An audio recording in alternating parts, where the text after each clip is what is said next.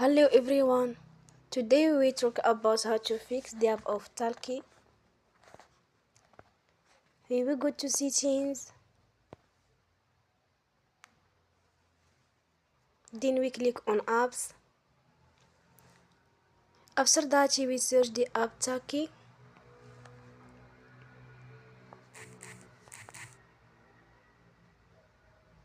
And we click. Then you will on for stop. After that we go to storage. Then we click on clear cache. You will go to Play Store and you will update your app. Don't forget to support us by like and subscribe. See you next time and thank you for watching.